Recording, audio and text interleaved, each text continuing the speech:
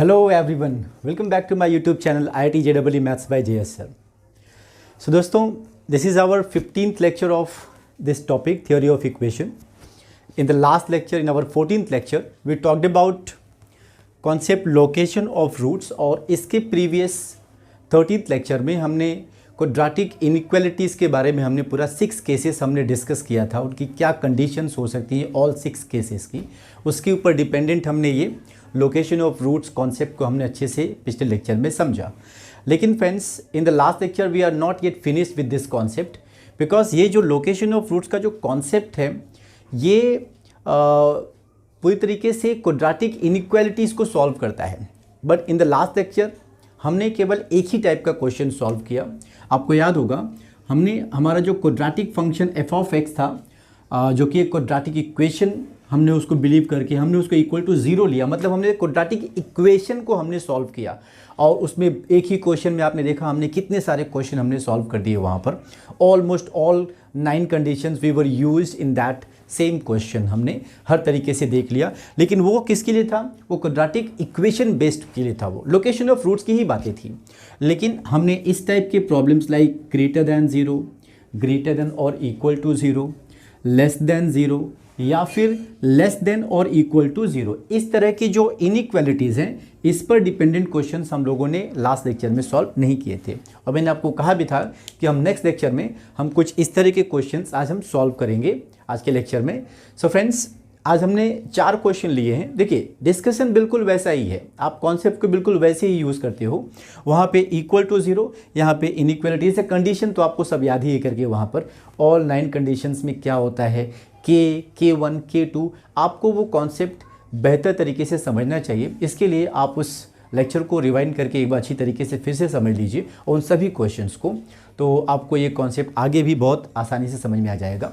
So friend, ये हमारा एक टोटली लास्ट टॉपिक है इस कॉन्सेप्ट का. मतलब एक तरीके से देखा जाए तो थ्योरी ऑफ इक्वेशन जो हमारा कॉन्सेप्ट है ये यहाँ पे ख़त्म हो जाता है. तो आज के 4 क्वेश्चन के बाद हम इसे ख़त्म कर लेंगे. फिर मैं आपको बताऊंगा कि हम अपने नेक्स्ट लेक्चर में, कमिंग लेक्चर्स में हम इसके रिगार्डिंग और क्या करने वाले हैं ताकि ये कॉन्सेप्ट हमको और भी बेहतर तरीके से कंफर्म हो जाए. सो फ्रेंड्स, चलते हैं, हम आज का लेक्चर स्टार्ट करते हैं. और हमारा आज का पहला क्वेश्चन है, हम 4 ही क्वेश्चन सॉल्व करेंगे फ्रेंड्स. तो ये हमारा कॉन्सेप्ट जो solving inequalities using location of roots है, ये हमारा ईजिली यहाँ पे कवर अप हो जाएगा, आई एम श्योर. सो चलते हैं यहाँ पे हमारे पहले क्वेश्चन में. आप देख रहे हैं यहाँ पर, फाइंड द वैल्यूज़ ऑफ ए की पॉसिबल वैल्यूज़ फाइंड करिए, जो कि आप अपने इस क्वाड्रेटिक इनइक्वालिटी में देख भी रहे हैं. For which this quadratic inequality, this function is less than zero. You can see this friend, यहाँ पे लेस देन ज़ीरो का साइन है, मतलब ये क्वाड्रेटिक इनइक्वालिटी बन गया है. For at least one positive real x. आप इस बात को ध्यान दीजिए, सेंटेंस में ही कुछ बातें ऐसी होती हैं जो हमको क्वेश्चन के बारे में कंफर्म कर देती है कि हमें क्वेश्चन को कैसे सोचना चाहिए, कैसे प्लान करना चाहिए. तो यहाँ पर ये जो रियल एक्स की बातें कर रहा है, एटलीस्ट वन रियल एक्स. दोस्तों, अगर आप इक्वल टू ज़ीरो कहते हो, quadratic function equal to zero, तो वो एक इक्वेशन बन जाता है. इन दैट केस उसके पास 2 रूट्स होते हैं. किसी भी क्वाड्रेटिक इक्वेशन के 2 रूट्स होते हैं, alpha and beta. But if you say it is inequality like this, तो ऑब्वियस सी बात है यहाँ पे जो x के वैल्यूज़ होंगे, they are not limited up to just 2 values. there are some number of values are there for x which are going to satisfy this inequality here. So वही कह रहा है for at least one positive real x, मतलब जितने भी x के values हों, लेकिन उसमें से कम एक पॉजिटिव रियल वैल्यू होना चाहिए जो इसको सेटिस्फाई करता हो. तो आइए इसका हम डायग्राम अगर हम यहाँ पे बनाएं तो हमको कंडीशन सामने से देख सकते. मैंने आपको समझाया पिछले लेक्चर्स में कि कैसे हम यहाँ पे डायग्राम इसका बनाते हैं. तो फ्रेंड्स, यहाँ पे हमारा जो फंक्शन है that is ax² plus a-3 into x plus 1 less than 0. This is your function. आप देख रहे हैं यहाँ पर, this is your quadratic inequality actually. अगर हम इसका ग्राफ ड्रॉ करने जाएं फ्रेंड्स, तो बात यहाँ पर ऐसी है कि ये जो क्वाड्रेटिक इनइक्वालिटी है, इसमें x² का जो कोएफिशिएंट a आप देख रहे हैं, that is not fixed yet. मतलब वो एक पॉजिटिव नंबर है कि नेगेटिव नंबर है, this is not yet fixed. ये अभी तक फिक्स नहीं है. तो इसलिए हमको यहाँ पर वो दोनों ही तीनों कंडीशन जो आपके सामने बनती हैं, A greater than 0, A less than 0, A equal to 0। इन तीनों ही कंडीशंस में हमें इस क्वेश्चन को चेक करना होगा और जो भी इसका आंसर ए का बनता है, जो हमारा कॉमन आंसर बनता है, that will be our final answer. So friends, यहाँ पर हम जरा डिसाइड करते हैं हमें केस 1 के लिए हमारा डायग्राम क्या होना चाहिए और वहाँ पे तब क्या कंडीशन हमको मिलती है। So case 1 we have considered here that our a is greater than 0। Guys a greater than 0 है, इसका मतलब ये हुआ कि opening above parabola, you know that if a is positive opening above parabola, quadratic equation का graph कैसा होगा, opening above होगा। Since it has some real x, इसके पास कुछ रियल वैल्यू, तो ऑब्वियसली हमें पता नहीं है कि कैसा कितने हैं, लेकिन ये तो श्योर है कि कुछ रियल ज़रूर हैं, तो ये एक्स एक्सिस को कट ज़रूर कर रहा होगा एक्स, क्योंकि आपको अच्छी तरीके से पता है ये जो कंडीशन आप देख रहे हो ये टचिंग कंडीशन है, यहाँ पे दोनों ही रूट्स इक्वल हैं, मतलब alpha is equal to beta. यहाँ पे टच नहीं कर रहा है, मतलब यहाँ पे डी क्या है आपका, लेस देन 0 है, क्योंकि वो रूट से बाहर नहीं आ पा रहा है, इमेजिनरी रूट्स हैं, तो वो एक्स एक्सिस को कट नहीं करेगा ना टच करेगा। और ये वाली कंडीशन तो आप अच्छी तरीके से समझते हैं, इसका मतलब होता है डी ग्रेटर दैन 0, क्योंकि यहाँ पे आपका जो कर्व है वो एक्स एक्सिस को कट कर रहा है, मतलब इसके दो रूट्स मिल जाएंगे।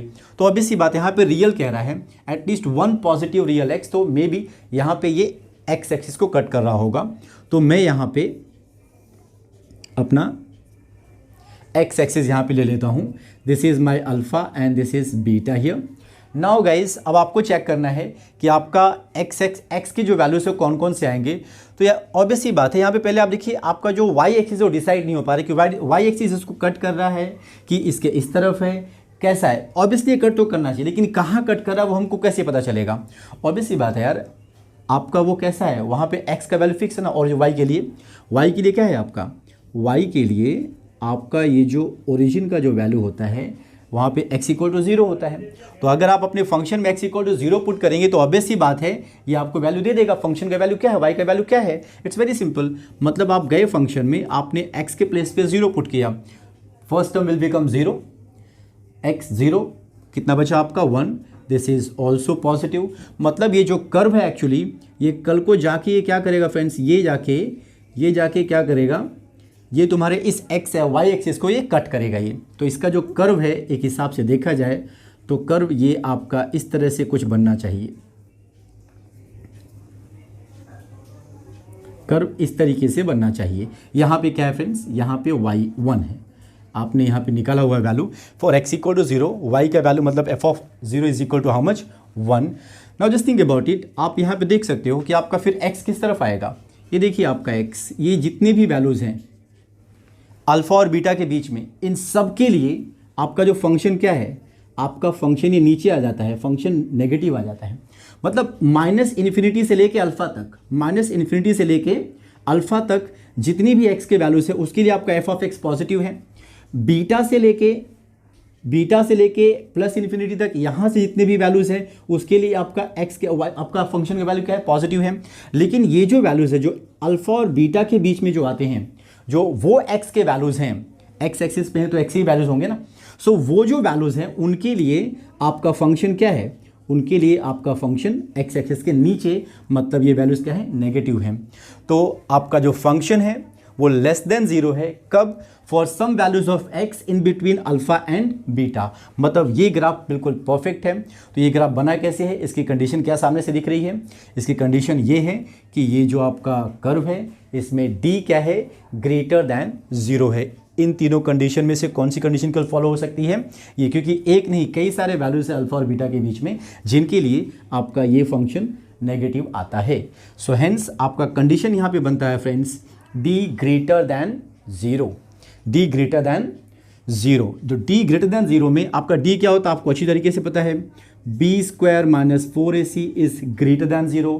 Now what is b here, आप जाइए वहाँ पे x के कोएफिशिएंट a - 3 उसका square, a - 3 the whole square -4ac, 4 a के प्लेस पे a ही है, ठीक है, कोई प्रॉब्लम नहीं, यहाँ पर c है, c के प्लेस पे 1 है, तो it will be 4a greater than 0।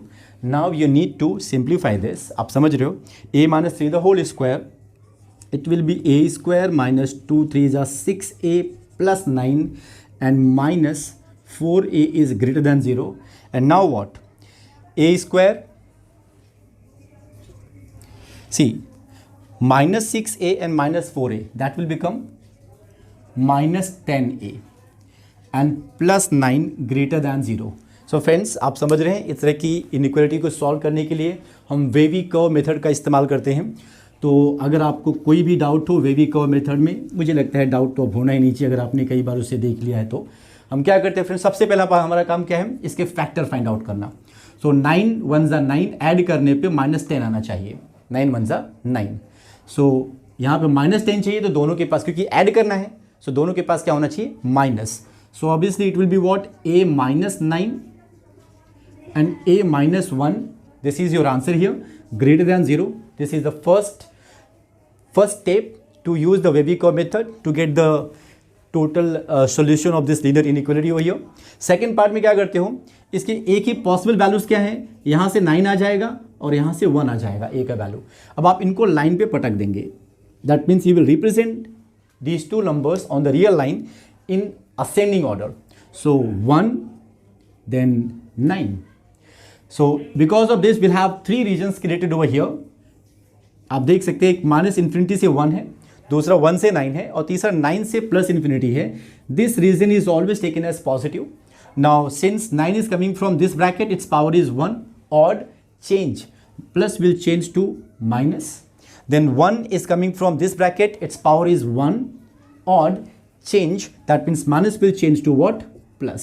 Now which one has to be selected as our region here guys? आप देख रहे हैं यहाँ पे greater than 0 है तो पॉजिटिव, ग्रेटर देन 0 का मतलब पॉजिटिव. सो पॉजिटिव में ये आ रहा है और ये आ रहा है. So minus infinity to 1 and 9 to infinity, this is the possible value of a you are getting from the case 1. Now friends, अगर हम case 2 की बात करें, what about case 2? Case 2 is a less than 0. And again the question is what? अगर a less than 0 होगा तो आपका जो ग्राफ होगा उसमें जस्ट एक चेंज आएगा. वो क्या होगा, वो ओपनिंग बिलो पैराबोला हो जाएगा. वो कुछ इस तरीके से हो जाएगा. एक्स एक्सिस क्योंकि रियल है तो उसको इंटरसेक्ट ज़रूर कर रहा होगा.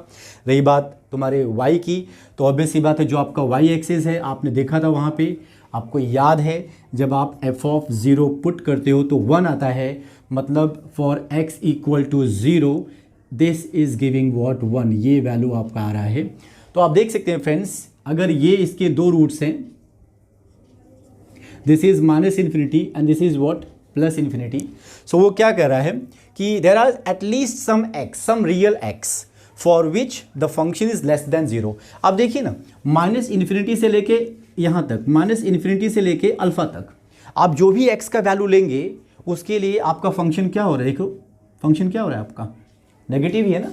ये सब क्या आपका, ये नेगेटिव वैल्यू ही आएगा ना, है कि नहीं. उसी तरीके से बीटा से लेके, अगर आप x का वैल्यू बीटा से लेके इन्फिनिटी के बीच में अगर कोई वैल्यू लेंगे तो उसके लिए भी आपका फंक्शन का वैल्यू क्या आ रहा है, नेगेटिव आ रहा है. सो देयर आर, अब x पे वैल्यूज़ हैं जिनके लिए आपका क्वेश्चन सेटिस्फाई, आपका यहाँ पे कंडीशन सेटिस्फाई हो रहा है. मतलब yes there are some x values between minus infinity to alpha and beta to infinity, जिनके लिए हमारा फंक्शन क्या हो रहा है, नेगेटिव हो रहा है. तो कंडीशन सेटिस्फाई होती है. ये ग्राफ हमारा परफेक्ट है. ये ग्राफ की कंडीशन क्या है, मेन कंडीशन क्या है इस ग्राफ की, ग्राफ की मेन कंडीशन है d ग्रेटर देन 0, जिसको हमने सॉल्व कर लिया है. कट कर रहा है ना, ये एक्स एक्सिस को कट कर रहा है. कट करेगा मतलब d ग्रेटर देन 0, टच करेगा मतलब d इज इक्वल टू 0, नहीं टच करेगा मतलब d लेस देन 0. समझ गए आप. आपने देखा हुआ है 13th लेक्चर में क्वाड्रेटिक इक्वेशंस के बारे में जो हमने बात किया था, तो ऑल 6 केसेस में हमने ये सभी चीज़ें देखी थी हमने वहाँ पर. ठीक है, तो d ग्रेटर देन 0 के लिए भी फ्रेंड्स आपको फिर से सॉल्व करने की कोई ज़रूरत नहीं है. सेम टू सेम वही कंडीशन आ रही है अभी भी. तो एक हिसाब से आंसर आपका क्या बनता है, माइनस इन्फिनिटी टू 1 एंड 9 से इन्फिनिटी. लेकिन एक केस और है, don't forget that. And what is that third case here, let's talk about it. What is our third case here. आपकी थर्ड केस है friends, a is equal to 0, a is equal to 0. Case 3 here, this is a is equal to 0. For a is equal to 0, you can see this. आपका first term क्या हो जाएगा? 0 गायब. a 0 0 minus 3, तो it will B minus 3x plus 1 less than 0. मतलब आपका जो function है वो ये हो गया, और यहाँ पे value minus 3x less than minus 1, minus से मल्टीप्लाई कर दिया तो ये साइन चेंज हो जाएगा. आपको पता है माइनस से मल्टीप्लाई करने पे साइन का इनइक्वालिटी का साइन चेंज हो जाता है. And what about x? x we are getting 1/3. So the function will be less than 0. आपका जो फंक्शन है वो लेस देन 0 होगा in case of a is equal to 0 if and only if x is greater than 1/3. अब इन तीनों को क्या है, वो दोनों का तो कॉमन था, तो अब इसको और उनको एक को मिला देते हैं. ये हमारी एक लाइन है, minus infinity, here it is 1, here it is 9, here it is plus infinity, और 1/3. ऑब्वियसली 1/3 यहाँ पर ही कहीं पर बीच में होगा. अगर आप इसकी बात करो, माइनस इन्फिनिटी टू 1 मतलब ये पूरी बात कर रहा है, 9 टू इन्फिनिटी ये पूरी बात कर रहा है. ये पहले वाले और दूसरे वाले कंडीशन के दोनों का सेम हो गया. रही बात इसकी ग्रेटर देन 1/3, तो भैया यहाँ से लेके आपको आगे तक जाना है. So what do you think, दोनों में कॉमन क्या, मतलब तीनों में कॉमन क्या है? ये वाला पार्ट और ये वाला पार्ट. कहने का मतलब आपका जो a है दैट बिलोंग्स टू, ये पार्ट कहाँ से कहाँ तक है? ये पार्ट 1/3. देखो 1/3 देखो इसमें इन्वॉल्व नहीं है, ग्रेटर देन 1/3 है जस्ट. तो 1/3 से कहाँ तक? 1 तक. 1 भी इन्वॉल्व नहीं है यहाँ पर, आपको पता अच्छी तरीके से 1 भी इन्वॉल्व नहीं है, आपने देखा था वहाँ पर. ये देखिए 1 इन्वॉल्व नहीं है यहाँ पर. Union this 9 to infinity. So this is our solution for a value. समझ गए फ्रेंड्स? यहाँ पर 3 केसेस क्यों हैं? बिकॉज आपका x² का जो कोएफिशिएंट a है दैट इज़ नॉट फिक्स्ड. उसको देखने के बाद हमको ये पता नहीं चल रहा है कि वो पॉजिटिव है कि नेगेटिव है कि इक्वल टू 0 है. तो तीनों ही कंडीशन वहाँ पे लाई होती हैं, तो हमको तीनों ही कंडीशन में जाके उसे चेक करना होगा, फिर तीनों का कॉमन निकालना होगा, और जो आंसर आएगा हमारा आपके सामने यहाँ पर आंसर है. चलते हैं अपने हम सेकेंड क्वेश्चन में. सो friends, question number 2 here. If x² plus 2ax plus a, here again the quadratic function is less than 0. मतलब ये एक इनइक्वालिटी है जो कि लेस देन 0 है. तो आपको पता ना लेस देन के लिए क्या कंडीशंस होती हैं. चलिए ठीक है, लेकिन हम यहाँ पे लोकेशन ऑफ रूट्स की भी बात यहाँ पर कुछ दी गई है. यहाँ पर बताया गया कि for all x belongs to 1,2. मतलब ये जो क्वाड्रेटिक इनइक्वालिटी है it will be satisfied by those value of x only when they are between 1 and 2. जब वो 1 और 2 के बीच में होते हैं. समझ गए? तो फिलहाल आप जरा इसका ग्राफ एक बार ड्रॉ करने के बारे में सोचिए. जरा सोच के देखिए. x² यहाँ पे पॉजिटिव है, ओपनिंग एबो पैराबोला. रही बात यहाँ पे रूट्स की, तो सिंस x बिलोंग्स टू 1,2, 1 और 2 के बीच में कुछ रियल वैल्यूज आते हैं. समझ रहे हैं? तो ऑब्वियसली ये satisfied by some real values, तो ऑब्वियसली इसके कुछ रियल रूट्स हो सकते हैं. तो रियल रूट्स मतलब आप समझ गए बात को, मतलब आपका जो ये कर्व है ये एक्स एक्सिस को केवल टच नहीं करता, ये इसे कट करता है. Yes, your opening above parabola neither touching nor not touching. ये कैसा है? इंटरसेक्टिंग द एक्स एक्सिस होना चाहिए. Because opening above parabola 3 type का होता है, या तो कट करेगा, या तो टच करेगा, या तो नहीं टच करेगा. तो हमें कैसे डिसाइड करें? तो हमने यहाँ पे देखा कि भैया हमारा यहाँ पे x जो है वो 1,2 के लिए उसके बीच में जो वैल्यूज़ आते हैं उसके लिए 1 से 2 के बीच में रियल वैल्यूज़ आते हैं ना. यस, तो उनके लिए सेटिस्फाई करता है. तो 1 और 2 फ्रेंड्स, आपका ये अल्फ़ा और बीटा ये इसके 2 रूट्स हो सकते हैं, कोई भी 2 रूट्स हो सकते हैं. हम ऐसे नहीं बता सकते यहाँ पे एक यहाँ पे इन्वॉल्वमेंट है, लेकिन या दिस विल बी सेटिस्फाइड. आप देख सकते हो आपका फंक्शन, ये जो फंक्शन आपका है, इन्होंने बताया कि आपका ये जो फंक्शन है ये लेस देन 0 है, मतलब फंक्शन नेगेटिव भी है. देखो हम इस तरीके से भी सोच सकते थे कि आपका जो फंक्शन है, क्वाड्रेटिक फंक्शन जो है वो नेगेटिव भी है. नेगेटिव कब होगा? जब वो एक्स एक्सिस से कुछ नीचे आएगा, जब आपका पैराबोला एक्स एक्सिस से कुछ नीचे भी आएगा, मतलब आपका फंक्शन नेगेटिव है 1 और 2 के लिए. तो 1 और 2 कहाँ पे आएंगे? 1 और 2 ये अल्फा और बीटा के बीच में आएंगे, क्योंकि नेगेटिव कौन सा है? देख रहे हो आप यहाँ पे, यही है ना नेगेटिव पार्ट. यही नेगेटिव पार्ट एक्स एक्सिस के नीचे, दैट्स वाई। तो आपका 1 और 2 दोनों ही कहाँ आएंगे, अल्फा और बीटा के बीच में। ऐसा क्यों? एक्स स्क्वायर का coefficient 1 positive, opening above parabola. अब ये एक्स एक्सिस को कट करेगा कि नहीं, क्योंकि 3 कंडीशंस होती हैं ओपनिंग एबो पैराबोला की। वो कैसे? क्योंकि ये जो क्वाड्रेटिक इनइक्वालिटी है, this is satisfied by the value of x between 1 and 2। इसका सीधा मतलब ये हो गया कि आपका जो फंक्शन है वो लेस देन 0 है। लेस देन 0 का मतलब आपका वो एक्स एक्सिस के नीचे ज़रूर आएगा। ये जो कर्व है वो एक्स एक्सिस के नीचे ज़रूर आएगा for some values of x. तो x के कौन कौन से वैल्यूज़ हैं, 1 और 2 और उनके बीच के वैल्यूज़, मतलब 1 और 2 कहाँ पे आ रहे हैं, अल्फा और बीटा के बीच में, जो कि इसके रूट्स हैं। इट्स वेरी सिंपल फ्रेंड, बहुत इजी यहाँ पर इसको कैलकुलेट करना। तो यहाँ पर जो कंडीशन मिलती है मेरे हिसाब से, एक तो ये मिलती है कि आपका एक तो d आपका ग्रेटर देन 0 है, आप उसको ले सकते हो, लेकिन यहाँ पे प्रॉब्लम ये है कि d से आपको कुछ मिलने वाला है नहीं। आप देख सकते हैं d ग्रेटर देन 0, d मतलब b square 4a square minus 4a 0, sorry 4a square minus 4a। तो ठीक है, अच्छा यहाँ पे कंडीशन देख लीजिए। यहाँ पर आपकी केस 1 क्या है, सभी कंडीशन देख लेंगे क्या बनता है, वहाँ पे पता कर लेते हैं। तो केस 1 तुम्हारे यहाँ पे क्या है कि आपका जो d है दैट इज ग्रेटर देन 0, और आपकी केस 2 आप समझ रहे हैं, f(1) f(2) ये दोनों लेस देन 0 हैं, है कि नहीं। हम सभी कंडीशंस में हम चेक करेंगे यहाँ पर हमारा आंसर क्या है। तो पहली condition d greater than 0, d is what, b square minus 4ac। b के प्लेस पे क्या है, x का coefficient 2a that is 4a square minus 4 into A के, ए का मतलब यहाँ पे कंपेयर जब करते हो आप तो ये कोएफिशिएंट होता है, एक्स स्क्वायर का कोएफिशिएंट होता है विच इज़ 1 हियर। ए के प्लेस पे 1 लिखा आपने। And what about c, that's constant a greater than 0। So 4a square minus 4a, so you can take 4a as common here and it will be what, a minus 1 greater than 0। तो आप देख सकते हैं दोस्त, यहाँ पे a into A minus 1 greater than 0 है। आप इसको जब लाइन पे रिप्रेजेंट करेंगे तो a से यहाँ से एक तो 0 वैल्यू मिलता है, और यहाँ से a माइनस 1 तो a इज इक्वल टू 1, मतलब आपको 1 मिलता है। अगेन 3 रेंज यहाँ पे बनती है, प्लस माइनस प्लस, ऐसा क्यों आप देख रहे हो, सबका पावर ऑड है, आप समझ रहे हो यार, वे भी कहो method. Yes, now greater than 0 तो आपका ये क्या होगा, सॉल्यूशन सेट हो जाएगा। मतलब ये क्या कह रहा है, माइनस इन्फिनिटी से 0 एंड 1 से इन्फिनिटी का यूनियन, ये आपका यहाँ पर वैल्यू ऑफ क्या मिलेगा भैया, ये आपका वैल्यू ऑफ x मिल जाएगा। ठीक है, सॉरी a का वैल्यू मिल जाएगा, यहाँ पे ये आपके a का वैल्यू मिलता है। ठीक है ना, ठीक है, ये आपका केस 1 कह देता है। केस 2, दूसरी कंडीशन, आप इसको केस कहने की बजाय अगर आप इसको कंडीशंस कहते हो तो बेटर रहता है, नॉट केसेस। ठीक है ना, केसेस हमको पहले क्वेश्चन में नजर आए थे वहाँ पर।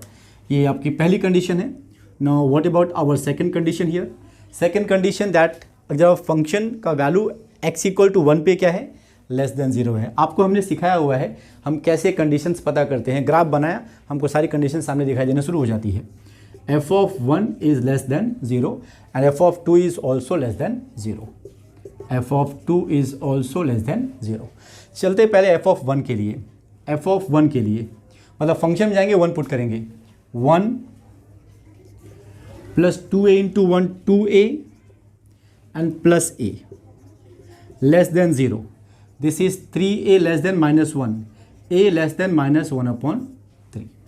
f(2) लेस देन 0 फ्रेंड्स, फिर से वही जाएंगे फंक्शन में अपने, यहाँ पर हम क्या करेंगे 2 पुट करेंगे, तो x का 2 तो स्क्वायर 4 हो जाएगा, plus 4a and plus a is less than 0।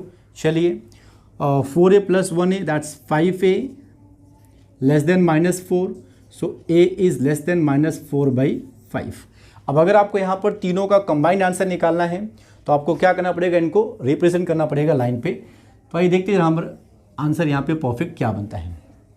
चलिए, ये आपका माइनस इन्फिनिटी है, ये आपका प्लस इन्फिनिटी है, आपको 0 और 1 ये नंबर्स आपको हैं। इसके बाद आपके पास कुछ और नंबर्स हैं, -1/3 -4/5, जानते हो दोनों नेगेटिव हैं। मैं 0 को थोड़ा सा यहाँ पे ले लेता हूँ, यहाँ पे आपका -1/3 हो सकता है, यहाँ पे -4/5 हो सकता है। सो नाउ अब आप सभी को लाइन पर रिप्रेजेंट कर दीजिए। पहले इस कंडीशन को रिप्रेजेंट करते हैं, तो माइनस इन्फिनिटी से ज़ीरो, माइनस इन्फिनिटी से ज़ीरो मतलब ज़ीरो से आपको इस तरफ आना है, माइनस इन्फिनिटी। देन 1 से इन्फिनिटी मतलब इस तरफ। तो ये आपका हो गया पहले वाली कंडीशन का। दूसरी कंडीशन क्या कहती है, -1/3 से लेस, -1/3 यहाँ पर आपका है, यहाँ से लेस मतलब लेफ्ट साइड में आना है। एंड -4/, से लेस ये कहता है, -4/, से लेस, तो ये आपका यहाँ पे -4/, से लेस। तीनों में अगर कॉमन बात करोगे फ्रेंड्स तो आप यहाँ पे कट करके देख सकते हो, ये चीज़ें यहाँ पर, ये तीनों में कॉमन, ये हिस्सा तीनों में कॉमन आ रहा है, बाकी सब में कॉमन नहीं है। अगर ये दोनों में कॉमन है तो फिर इसमें नहीं है। तो कॉमन जो तीनों में होता है वही हमारा आंसर होता है। So what is common friends here, yes -4/5 से लेस, मतलब आपका जो a का वैल्यू है दैट इज लेस देन -4/5। आप इसको ऐसे भी कह सकते हो, -इन्फिनिटी से -4/5, ये आपका a का वैल्यू है। समझ गए फ्रेंड्स, बहुत सिंपल था यहाँ पर। Yes, x² positive, opening above parabola, less than 0 मतलब फंक्शन नेगेटिव होता है। फंक्शन नेगेटिव होने के लिए x एक्सिस के नीचे आना पड़ेगा, तब तक उसको x को कट करना पड़ेगा फिर तो यस है क्या, हाँ है, कुछ x के रियल वैल्यूज़ के लिए ऐसा हो रहा है। तो यस, हमने यहाँ पर डायग्राम ऐसे बनाना है। कब आपका नेगेटिव हो रहा है 1 और 2 के लिए, वहाँ पर बताया उसने, यहाँ पे 1 लिखा और 2 लिखा हमने यहाँ पर। तो आपका f(1) less than 0, f(2) less than 0, ये कंडीशन। और ये कंडीशन क्या थी आपकी, ये कंडीशन थी d>0 की। तो इस तरीके से आप ऐसे क्वेश्चन को सॉल्व करेंगे। अब चलते हैं हम अपने इस तरीके से 2 क्वेश्चन और देख लेते हैं। So guys, question number 3, if is less than 2x for all x belongs to real number, x belongs to real number, you understand that this is the quadratic inequality। आप जानते हो 2x को left side में अगर लेके आओ तो -2x and right side में पूरा 0 हो जाएगा। बट हम क्या करेंगे, ये तो हमको क्वेश्चन पे डिपेंड करता है। Then find the interval in which y lies, interval मतलब y किस वैल्यू से किस वैल्यू के बीच में। In other words he is asking the range of y, मतलब y कहाँ से कहाँ तक पॉसिबल है। अब आप देखेंगे तो इस क्वाड्रेटिक इनइक्वालिटी में x भी इन्वॉल्व है। As you know y is function of x, so obviously y का जो रेंज है वो x के पॉसिबल रेंज पे डिपेंड करेगा कि x का वैल्यू कहाँ से लेके कहाँ तक है, तो उससे हम डिसाइड कर सकते हैं कि y का वैल्यू कहाँ से लेके कहाँ तक। तो for this sake we will do that x के जो टर्म्स हैं हमें उनको राइट साइड में कन्वर्ट एक लेके जाना चाहिए। आइए इसको सॉल्व करते हैं। So we can write this y² minus 5y plus 3 is less than 2x upon x² plus x plus 1। But आपको एक माइंड में एक क्वेश्चन अराइज होना चाहिए कि this is not always true, ये बात गलत हो सकती है कभी, लेकिन कब। मैंने यहाँ पे एक्चुअली ये जो आप देख रहे हो x² प्लस x प्लस 1 को मैं राइट साइड में लेके आ गया, मैं डिवाइड कर दिया। मैं आप जानते हो कोई भी वेरिएबल या फंक्शन हैविंग सम वेरिएबल जब तक ये डिसाइड नहीं हो जाता कि वो 0 के इक्वल हो ही नहीं सकता, तब तक आप उससे डिवाइड नहीं कर सकते। Divide by x² plus x plus 1 का मतलब आप इससे डिवाइड कर रहे हो। सो ऑब्वियस सी बात है ऐसा पॉसिबल तभी होगा जब ये नॉट इक्वल टू 0 होगा। तो आओ चेक कर लेते हैं, मैं आपको दिखा देता हूँ। जैसे आप ध्यान से देखिए x² प्लस x प्लस 1, ये कैसे, ये आपका किस तरीके से मैं इसको कह सकता हूँ, चेक करने का तरीका क्या है, किसी भी क्वाड्रेटिक इक्वेशन को कैसे चेक करते हैं कि वो पॉजिटिव है। कहने का मतलब कि आप क्या कहना चाहते हो कि x² plus x plus 1 is always positive for all real numbers, आप ये कहना चाहते हो। Positive theory of equation 13 lecture समझ में आया आपको। कोई भी क्वाड्रेटिक इक्वेशन पॉजिटिव कब होगा, यस डी का वैल्यू पे उस पर डिपेंड करता है कि डी का वैल्यू क्या है उसका, ठीक है ना। आइए चेक करते हैं इसका डी का वैल्यू क्या है। आप जैसे कि देख रहे हो x² यहाँ पे इसका जो कोएफिशिएंट है 1 है, वो क्या है 1 है। तो 1 होने का मतलब क्या हुआ, it is opening above parabola. ये पैराबोला कैसा रहेगा, ओपनिंग एबो रहेगा। अब प्रॉब्लम ये है कि x एक्सिस इसको टच करके आ रहा है कि इसको कट करके आ रहा है कि इसको टच ही नहीं कर रहा है। ये कैसे पता चलता है, ये आपके d के वैल्यू से, जिसका मतलब होता है b² माइनस 4ac। तो आप अगर इसको निकालेंगे इसका वैल्यू, b मतलब x का कोएफिशिएंट दैट इज 1, 1 का स्क्वायर 1, 4 इंटू ए का वैल्यू 1 है, सी का वैल्यू भी 1 है, तो 1 minus 4 this is -3, this is less than 0। D का वैल्यू लेस देन 0 मतलब रूट से बाहर नहीं आएगा, इमेजिनरी मतलब roots are imaginary, roots are imaginary मतलब आपका जो एक्स एक्सिस है वो इस कर्व को, इस पैराबोला को टच नहीं कर रहा है, मतलब आपका ये अबोव द एक्स एक्सिस है, ये आपका जो पैराबोला है ये अबोव द एक्स एक्सिस है, in that case it is always positive. आपका जो फंक्शन है ये हमेशा क्या होगा, पॉजिटिव। आप इस तरीके से फटाक से चेक कर सकते हो, अपना डी का वैल्यू निकाल के फटाक से चेक कर सकते हो कि ये पॉजिटिव है कि नहीं है। तो हमने क्या बताया फ्रेंड्स कि हमको y का रेंज चाहिए, मतलब हमको y के पॉसिबल वैल्यूज चाहिए, कहाँ से लेके कहाँ तक पॉसिबल है, ये तो डिपेंड करता है x के पॉसिबल वैल्यूज पे। तो if you can find the range of this, अगर हम ये जो आपका x का जो रेंज है अगर इसका फाइंड कर लें तो हमको इसका भी निकल सकता है। इसके लिए हम क्या करेंगे फ्रेंड, ये जो हमारा राइट साइड है ज़रा सोच के देखो ना, अगर मान लीजिए कि ये 1 से 5 के बीच में आता है, तो ये 1 से 5 के बीच में आता है और ये इससे कम है, तो ऑब्वियसली ये तो 1 से भी कम रहेगा, ये वैल्यू 1 से भी कम रहेगा। तो इसलिए पहले ये पता करना ज़रूरी है कि आपका ये जो आपका फंक्शन है वो उसका रेंज क्या है। तो किसी भी इस तरीके से क्वाड्रेटिक रैशनल फंक्शन का, पॉलिनोमियल रैशनल फंक्शन का हम रेंज कैसे निकालते हैं, हमने इसे डिस्कस किया हुआ है अपने पहले चैप्टर में, linear inequalities and absolute values में।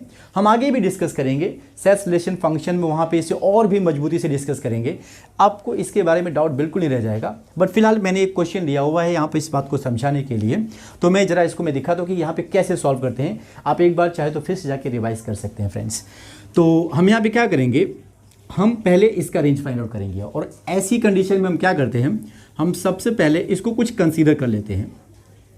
मान लेते हैं कि दिस इज़ अल्फ़ा, एम भी ले सकते हो, पी भी ले सकते हो, कुछ भी ले सकते हो, कोई दिक्कत नहीं।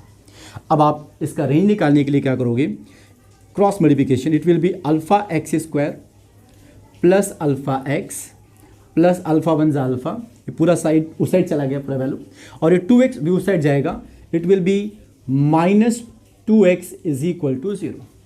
Now just think about friend, ये आपका एक quadratic equation alpha x square alpha x minus 2x, you can take x common there, so it will be alpha minus 2 into x and plus alpha is equal to 0। ये आपका एक quadratic equation है, और आपको पता है friends कि यहाँ पे जो x है वो रियल को बिलोंग कर रहा है, मतलब ये जो आपका क्वाड्रेटिक इक्वेशन है ये इसके रियल रूट्स हैं, x के जो वैल्यूज़ मिलेंगे, x belongs to real number, that is real. x इसके जो रूट्स हैं अल्फ़ा बीटा वो रियल है। अल्फ़ा बीटा रियल कब होते हैं फ्रेंड्स, जब d आपका क्या होता है, greater than 0। Nature of roots में हमने इसे डिस्कस किया है, थोड़ा भी डाउट हो जाके एक बार देख लीजिए। d greater than 0, d is what, b square minus 4ac greater than 0। What is b here friends, alpha minus 2 the whole square, that is x का कोएफिशिएंट, माइनस 4ac, 4 a के प्लेस पे alpha है और c के place पे भी alpha है, that is alpha square greater than 0। जब भी कभी ऐसा हो फ्रेंड तो इस तरह इसका जो कैलकुलेशन है वो अगर आप इसको ब्रेक करके स्प्लिट करके जाओगे तो थोड़ा लंबा हो सकता है।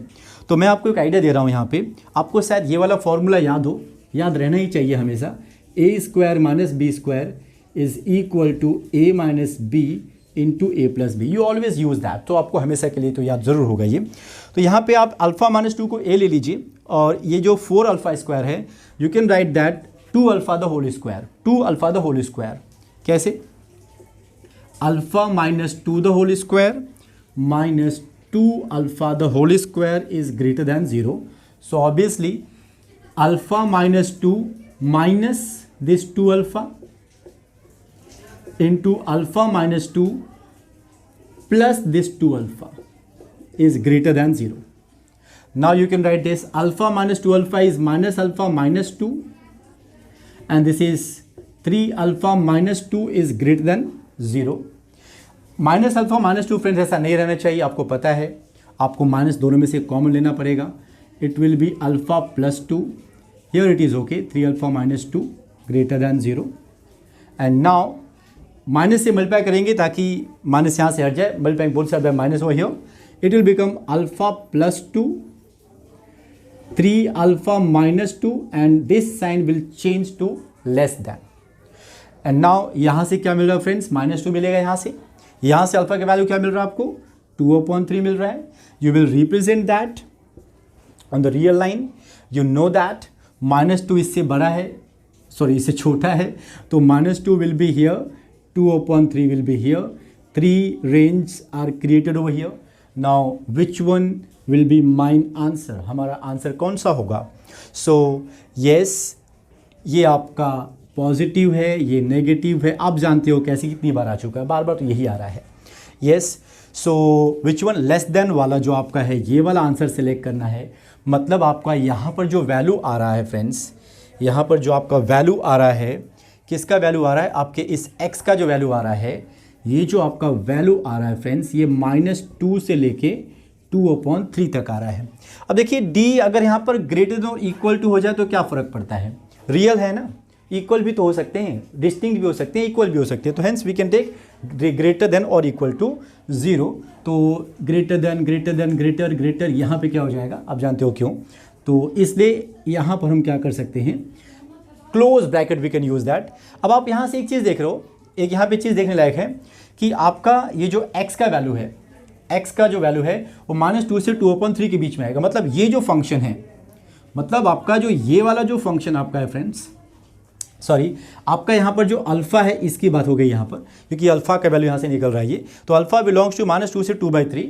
आपका ये जो आपका फंक्शन है वो alpha which belongs to -2 to 2/3.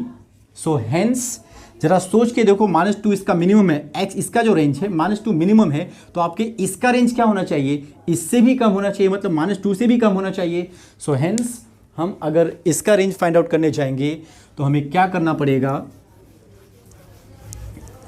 Therefore we'll have to take, hence our y square minus 5y plus 3 will be less than this -2 value. Less then, क्योंकि ये लेस देन का साइन यहाँ बता रहा है, तो ये वैल्यू जो आपका है -2 से 2/3 के बीच में, हमने इसको पूरे को अल्फा कंसिडर किया हुआ था.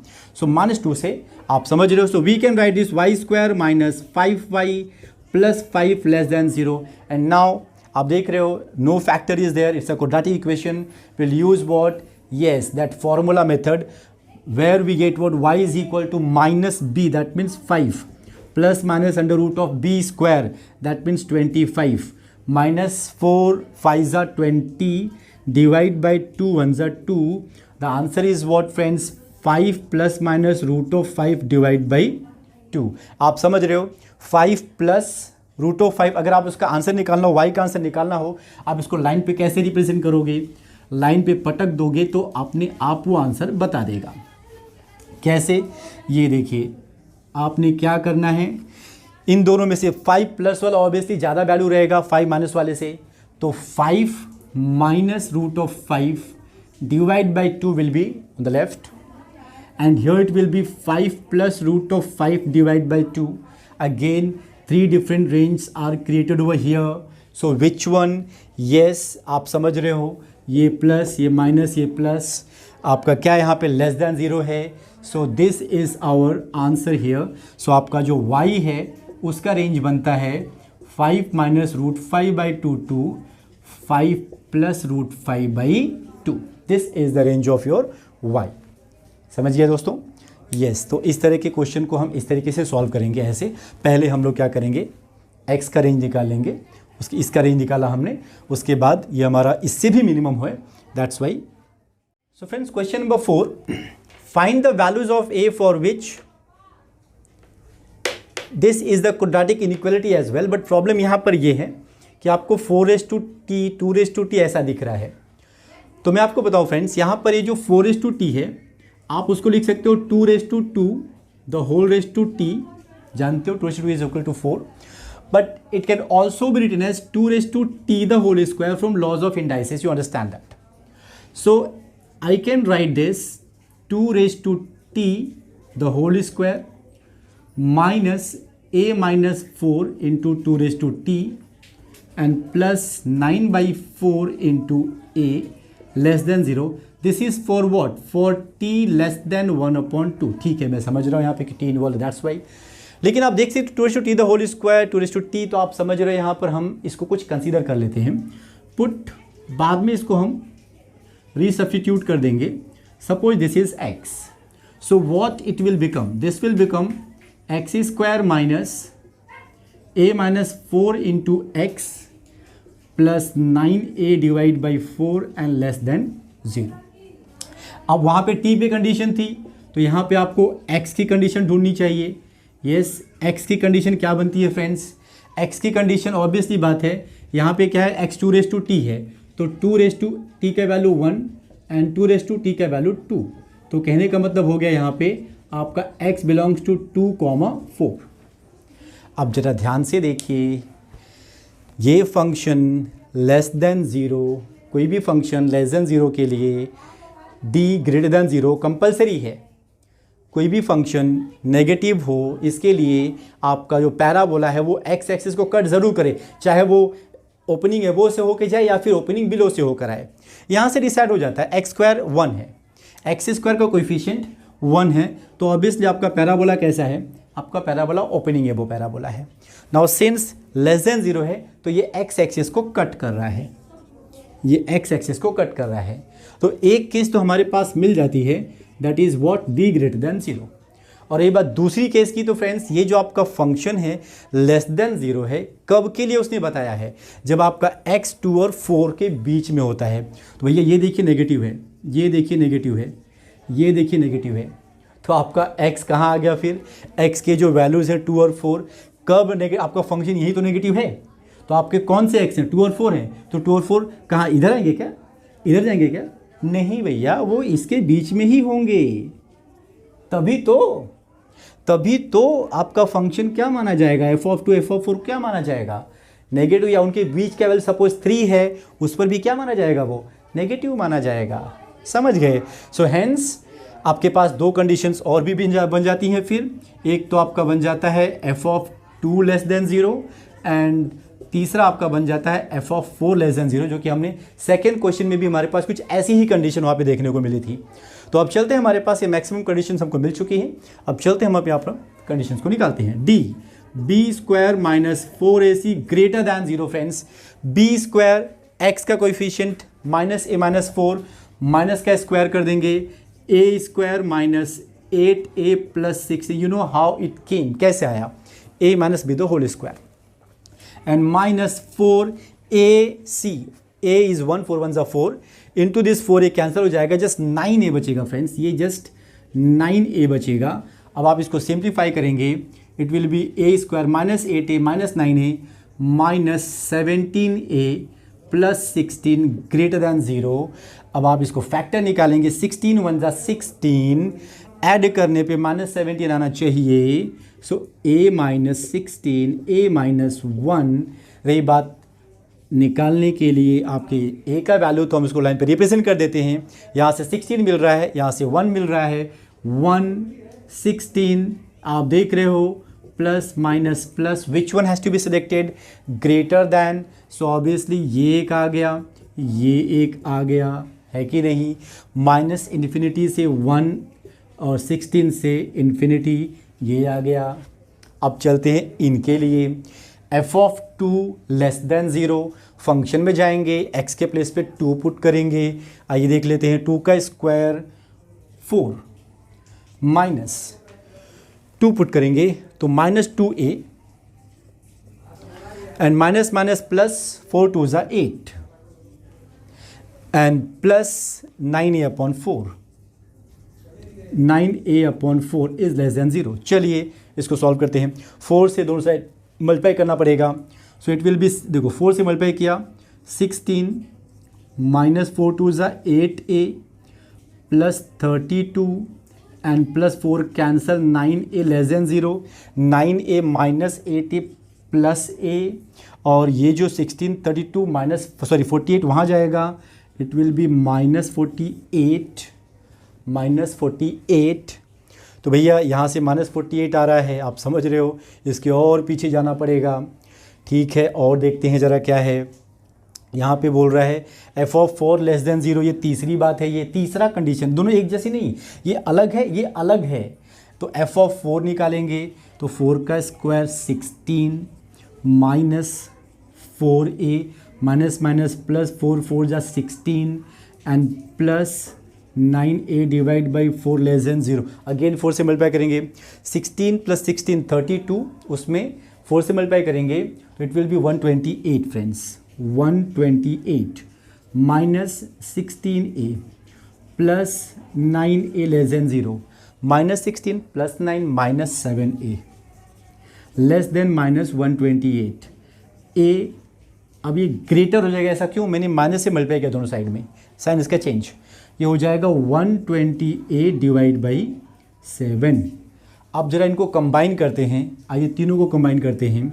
तो पहले इसको लेते हैं, यहाँ पे आ गया आपका 116 और ये माइनस 48 इधर कहीं पे होगा, माइनस 48 इस तरफ लेफ्ट में कहीं पर होगा, और 128/7 ये कहीं यहाँ पर होगा। ठीक है, चलिए पहली बात 1 से माइनस इन्फिनिटी, मतलब यहाँ से इस तरफ आ गए हम लोग, और उसी में ही 16 से, मतलब ये आपकी पहली कंडीशन हो गई। ठीक है, दूसरा माइनस 48 से लेस में आना है, मतलब यहाँ से लेस में आना है। तीसरा कंडीशन 128 से, तीसरी कंडीशन ये बन रही है यहाँ से ये। क्या तीनों में कुछ कॉमन है? नहीं, ये इन दोनों में कॉमन है, लेकिन तीसरा तो क्या है तुम्हारा, इसमें देखो कुछ भी कॉमन नहीं, ये इन दोनों में कॉमन है। ठीक है, इसमें कॉमन है, लेकिन इसके साथ कॉमन है क्या? इन दोनों में कुछ कॉमन है क्या? इन दोनों में कुछ तो मिलता ही नहीं है, कुछ भी नहीं मिल रहा है यहाँ पर। तो आप क्या बोलोगे? 5। दैट मीन्स तीनों में कॉमन आना चाहिए ना, आंसर आपका तीनों में कॉमन आना चाहिए। दैट्स वाई यहाँ पे जो आपका रिजल्ट है, ऐसा कोई ए नहीं है, ऐसा कोई ए नहीं है जिसके लिए ये कंडीशन सेटिस्फाई होती हो। So friends, this is the end of our concept theory of equation. Concept खत्म हो गया है फ्रेंड्स। हमने अभी तक जितनी भी लेक्चर हमने आपने देखा है, मैं हर एक लेक्चर में पर्टिकुलर एक किसी कॉन्सेप्ट को लेकर आता था और उसे डिस्कस करता था, उसके ऊपर कुछ सब्जेक्टिव क्वेश्चन में प्रैक्टिस करता था। लेकिन फ्रेंड्स, आपको पता है कि हमारे एग्ज़ाम में हमको objective question, multiple choice question हमको देखने को मिलते हैं। तो अब हमें थोड़ी बहुत उनकी भी प्रैक्टिस कर लेनी चाहिए कि इस चैप्टर में से किस तरह के क्वेश्चंस एग्ज़ाम में आ सकते हैं, और वो हर एक लेवल से, वो तुम्हारा MSCT लेवल में किस तरीके का क्वेश्चन हो सकता है, मतलब नॉर्मल क्वेश्चंस, फिर IIT JEE में, फिर एडवांस में, फिर इंटीजर टाइप क्वेश्चंस में। मैंने 4 सेक्शन बनाए हैं, सेक्शन 1, सेक्शन 2, सेक्शन 3, सेक्शन 4। तो अगले लेक्चर में फ्रेंड्स, हम अपने अगले कमिंग लेक्चर्स में हम इस तरीके से वो हम कंप्लीट करेंगे। ऑलमोस्ट 5 क्वेश्चन हर एक सेक्शन के होंगे। सेक्शन 1 आपका होगा वो टोटली डिपेंडेंट होगा, MSCT क्वेश्चंस पे डिपेंडेंट होगा। सेक्शन 2 IIT JEE मेंस और advance single answer type questions होंगे, और सेक्शन 3 जो आपका होगा उसमें इंटीजर टाइप क्वेश्चंस होंगे, और सेक्शन 4 जो होगा वो आपका एडवांस टाइप में जो नेगेटिव मार्किंग स्कीम में जो होते हैं और एक से ज़्यादा आंसर होते हैं, मल्टीपल आंसर जो होते हैं।